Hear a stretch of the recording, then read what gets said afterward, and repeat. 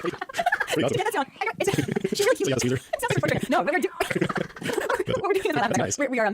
She's like a computer. She gets so many issues. These horrible zombie sounds. brains. We're my friends get chicken comes to me. She gets some, go to one of those taco shops and get some brains and she'll let right out. Oh, she's so cute too. Nice picture. Yeah, she's really that horrible sound out of it. Just look at her. Awesome. Get back to you doing Our little zen. So I watched a 911 documentary. It's actually 4 last episode I mentioned. It's a 4-hour documentary called Never Sleep Again. Wow. And it was really fun. And I forgot how much I was into that series as a kid. Yeah, yeah. I really got into it. I loved how Freddy got kind of goofy and funny. Did you ever watch any of those? They started out really scary. Yeah. Freddy's in your dreams. Right. Trying to go to Absolutely. sleep. Clock. But in the first movie that was directed by Wes Craven, Freddy was kind of just on the edges, like this shadowy figure. Yeah. By the time the third movie came on, he was like slamming girls' head with TV and said, "Welcome to prime time, bitch." She's one of the actors. That was like the best scene ever. Backing's hard. Yeah.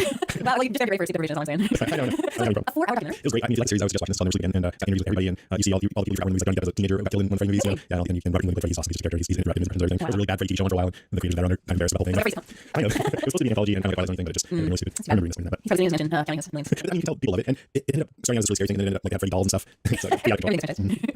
but today, let's do today's show. I'm excited because we're going to be talking with Max Brallier, who wrote Can You Survive the Zombie Apocalypse, which Karen just read as much of as she could find. We'll explain. It's a genre we talked about last episode, so it'll be fun talking. And by the way, I got it. Oh, really? Oh, it's only anything you can survive, by the way. I think the moral story is I would perish. That'd be the first video. We got a lot of news about the show. They're starting to come out of the woodwork and talk to the press, so there's a lot of news about Walking Dead. We have a contest winner announcement because we got 70 ratings on iTunes Plus, a new contest, so stay tuned for that. We've got our top 5 favorite ways we like to see a zombie die. We got 'em. And we got Karen's This Week in Zombies, the latest zombie news breaking all around the world. We got Liz Mills, Rolling Grunts, and I think that should about do it. So we'll be right back with Max Brallier.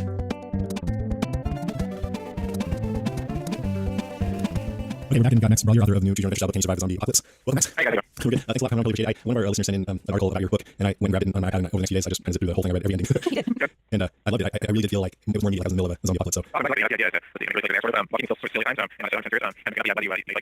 yeah, it was funny as well, like I mentioned, and I think the writing style is really fun, and I like how you can be really scripted and funny, but it's also really spare, and it's a quick read, and it also has a lot of pop culture references in it. Was that something that you consciously did put a lot of those in there?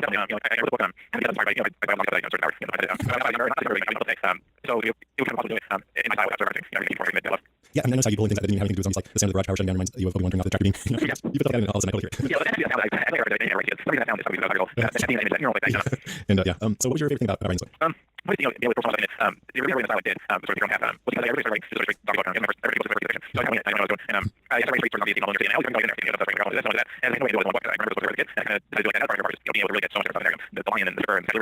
Yeah, just feel out your fantasies. How many minutes are there? Do you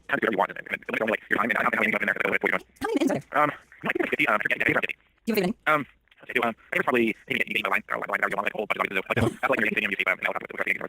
I can't remember the line one because it was a long time before you get to that point. It was one of the most engaging stories, and then I'm like, all right, this is great. What?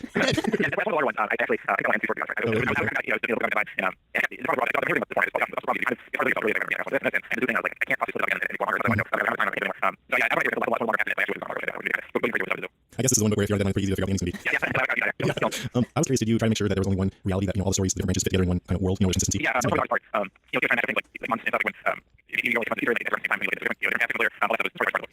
Did you try to kind of reward what you thought were smart decisions?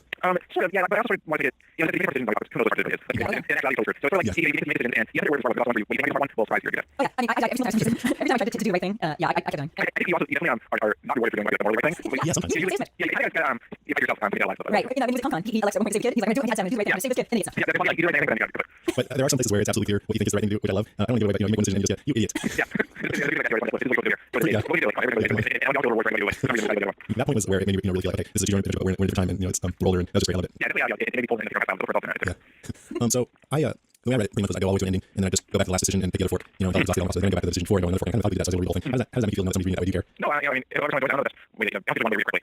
Using it, Yeah, it's a lot easier almost because you can go back, you know if it's wrong. You know the different names, you go back. You know, it's only 3, 4 back. So it's really sort of a use of that I had about people know. I mean, think about another killer here. It's a really cool way to do it. It's something that we talked about this. It's something that I was on board with talking about doing. I don't know how to do the program, but you know, recording about actually, people don't work there and you know, yeah, this is a good one. I read this book, and I ended up getting really frustrated, and I really wanted to read some alternate endings, but I couldn't find my path back. Yeah, so like you're best to read that document down. This is what it is what you read in the you're every time you see I really have the sorry, and I have to again. Did you go back and take a look at any of the old Joe books? Not really. I did them when I was a kid. And you know, just do it.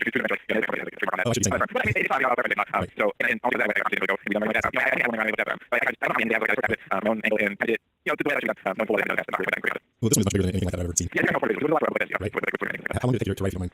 It's probably, I worked on proposal for it kind of, like a time, for like about 6 months, and I sold out a proposal in it was 6, 4 months, like, kind of after I get the 5 months, like a little over a year. Cool. The protagonist seems like, from what I can tell, a young single guy. When you wrote it, were you kind of thinking of yourself? Yeah, it's like a year. Right? I didn't meet for you really quick. Yeah, it's really, it's why I don't So you know what? One thing I love about it is I love that that you acknowledge, or that you, character you in the book, you should say that you are the main character, acknowledges zombies and references zombies and zombie movies and zombie walk participants. I love that. Yeah, that was fun. That was, one of the things about Snow with the boy like, I was like 2 early on the book before I was like, I'm again, and kind of really like the story right now. And we get the fun because most zombie movies they either will say the word and then some say that word, so they just want to acknowledge zombies. So everybody wonders what we like if they didn't know. Now we get to kind of story about that case. And it worked pretty well with that. Yeah, I think that, if you haven't realized you're something, I'm going to do that. Well, sorry. Yeah, I get the feeling, and I'm wondering if you answer this, that the outbreak in the book is contained to New York. Is that right? I don't really get that, to be honest. I can't say it's in New York for the most part. Because it's really stories that anyone really got the world, or it's, just safe in New York or what. Do you plan on writing sequels? I'm not sure. I think I'm doing another style. I'm not sure it is. I'm cool. I'm right now. I'm right now. I'm See how it does anything. What? See how it does anything. Yeah, it's the option, but it's like, I do. Okay, just a couple more. What do you know about all the Walking Dead show and all that? yeah, I've been out for a long time. It's a lot of conflict just because I like people. You know, I'm fully aware. It's pretty easy to start off. And actually, I can do it because of that. Kirkman actually said the same thing when he started writing comics. He stopped watching movies and stuff. Yeah, I had a watching stuff. It's too much overload. And like I still say something. I still say like before like so what do you think of the show? Okay, so when the zombie apocalypse comes, what's the first thing you're gonna do? I probably want to go to do New York. I'll fall my part in And meet Stoner and play video games. Yeah, and never do that. Okay, so we do what's called the top 5 each week, where we talk about top 5 favorite zombie movies. This week we're doing top 5 favorite ways to see a zombie die. Do you have a few favorites? We can see a zombie die. Or kill one. I'm gonna go for my I like a steamroller for zombie. I like the stripper on the circle swing around it with a sword. Can't like them. Let's see. Okay, obviously. I like the build shotgun. I was thinking I was really shotgun.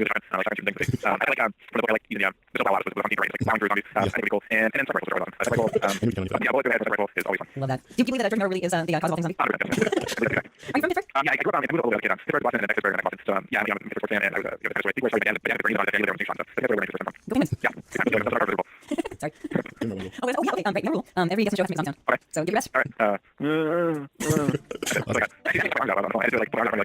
know what? We had Lori Holding with Andrea, and we were actually chatting the same thing, trying to constantly get around.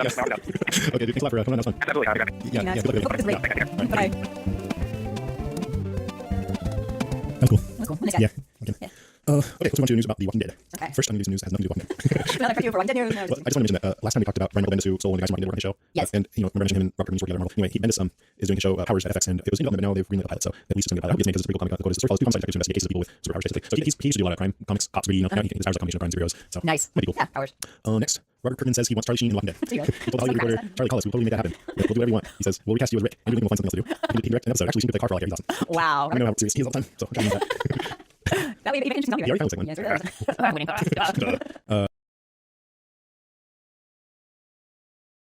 Comes from one of my favorite movies, Zombieland.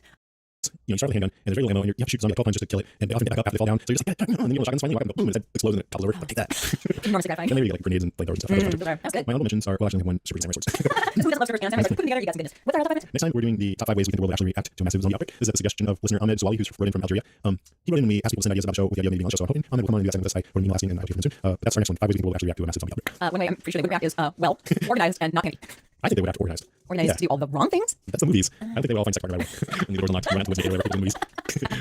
That's it for our Deadcast top 5 for this week. Okay. Let's move on to this week in zombies. This week in zombies. I just have a couple of short things that I thought would be funny. This one comes from Yahoo News, and it's one of my favorite zombie stories, which is the category of real life zombie stories. And this one is too. The title is Zombie Ants Fall Victim to Mind Control Fungus. See what's on love. Zombie ants may sound like the title of a movie, but according to National Geographic, they're quite real. All there's nothing very zombie-like about actual ants. It's only when a particular fungus takes over the ant's brain that things get weird. Once the stock of the newfound fungus species unattended affects an ant, the ant loses control over the body. After the fungus is in control, it forces the ant to steam toward, quote, a location ideal for fungi to grow and spread their spores. Then it lights up the ant. Who fungus could be so diabolical? So wait, when they're infected, they go somewhere and they spread the... It's somewhere where the fungus, where it's ideal for the fungus to grow. So these are normal ants, they're fine. Right. And otherwise... Oh, so they're going to do the fungus bidding? Yes. Okay. I was hoping they would like each other's brains. No. That would be the coolest. You know, that would be cool. But we're all fungus for figuring out that the ants are their ideal transportation network. Yeah. And also, it looks like they kind of grow in ants. So, like, they use the ants as sort of potting mix. It's really great. I love it. These are all discoveries made by Brazil, headed by entomologist David Hughes. National Geographic published a series of pictures of ants that have, quote, lost their minds to fungus. You can check out a sample of them below and off the Swedish. This was on Yahoo News the other day. I actually saw that. It was on Google News page. I didn't even search for zombie. It just is. It's in the guys.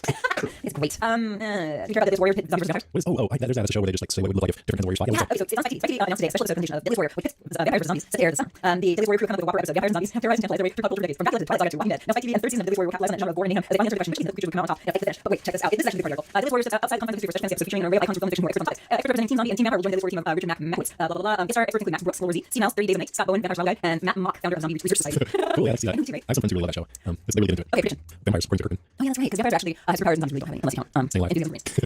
Okay, next story. This is the weirdest one by far. This comes from the Daily Mail, which is a newspaper in Great Britain, and it's weird because of the picture. So after this cool picture, they had his full body skeletal tattoo, beds of nails, and calling himself Zombie Boy. Meet Lady Gaga's new best friend. It takes a pretty unusual person to be Lady Gaga to be conservative. The current darling of the fashion music world, Rick Genest, aka Zombie Boy, has done just that. Not only has burst on the scene after Gaga stylist Nicole Formichetti discovered the tattooed model on Facebook, where he has more than 20,000 fans. Formichetti, the new creative designer for Thierry Mugler, quickly snapped Genest as a news. And he appears alongside Gaga in the video for the musical Born This Way. And the one singer is self-help copying skeletal body art with makeup. Anyway, I'm going to show you the pictures to you. He's going to tell you in Strat what this dude looks like. Now, Wow, that's a tattoo? Yeah, he's bald. So It's a real he's bald. And he's a model. Wow. And Is it like a permanent tattoo? yeah. It's he's basically, it looks like his head is removed, his skull cap is removed, and you can see his closed brain, and his face is a skeleton, and you can see the tendon in his neck. And it looks very cool, actually. It's artistically well done. But it's certainly that he has to walk around for the rest of his life. Question. Can you actually not see the roots of his teeth?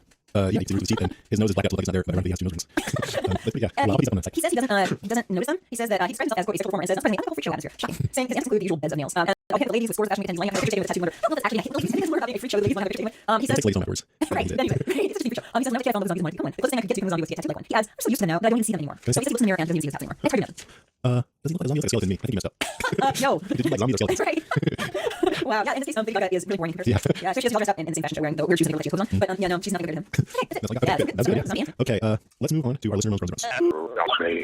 So, we put a poll up on our site to find out which things you guys like the best. I put it up about a week ago. I didn't really expect to get very many answers until now. We got a few, and it looks like listener most runs is when people don't like it as much, which I was surprised by. I thought maybe it's because we tend to just read everything. We don't pull out more interesting stuff. Yeah, or just stuff that we don't have good information for. So, I'm not talking about this poll, and I'm not drawing any conclusions yet. But I'm going to start thinking about it now. So, consider that we just have one email for you this week. Who's gonna read it? You are. I am. It's from May. M-A-E. Hello, Karen Jason. I was amused when you guys mentioned The Walking Dead Mad Men crossover a few podcasts ago, as I had the same thought mentioning the idea of my friend Anne Sherwin. So it's actually just the URL there, and we'll post to the site. It's a Mad Men Walking Dead short story called The Well-Dressed Dead. Her story starts off with Miss Blankenship has been a zombie for 5 days before anyone has noticed, and it was then that her lower mandible dropped off right in the middle of a phone call, and then she realized I was taking her lower mandible dropped off right in the middle of a phone call, and she realized the epidemic in the South had finally reached New York City and the offices of Sterling Cooper Price. Awesome. Oh, Karen, Clutterbuck is definitely a real and hilarious name. There's a Minnesota wild there, Cal Clutterbuck. Wow, that's That's fantastic. Lincoln's real last name. Yeah. That's Lincoln's real last name. Andy Clutterbuck. No way. Hey, do you know Lincoln? Yep. I think you wanted to make it sound kind of American. Wow, I totally remember that. I'm a follower again. I know. That's the good thing about memories. I can tell the same jokes. And I'm glad it's the first time I heard it. Well, and now I've got to look up Minnesota wild there, Cal Clutterbuck. Love podcast on the 4 season 2 show. May. Thanks, May. That's fabulous. Okay, you ready for that show? No, I want to say one more thing. I want to say a special thank you to a guy who who's not reading, but who we love. It wasn't me. It was just we mentioned last, but he gave us a shout out on his blog, and his name is get ready, Mr. Blog, BLAHG, Mr. Blog. He actually reviewed us on there. And- Mr. Blog, MRBLGH. Blog. So, Yeah, thanks for giving us that review. that's nice. It Thank you, was Blog. a scathing review. He I hate hates us. us. At least someone's paying attention. We love him anyway. The more you hate us, the more we love you.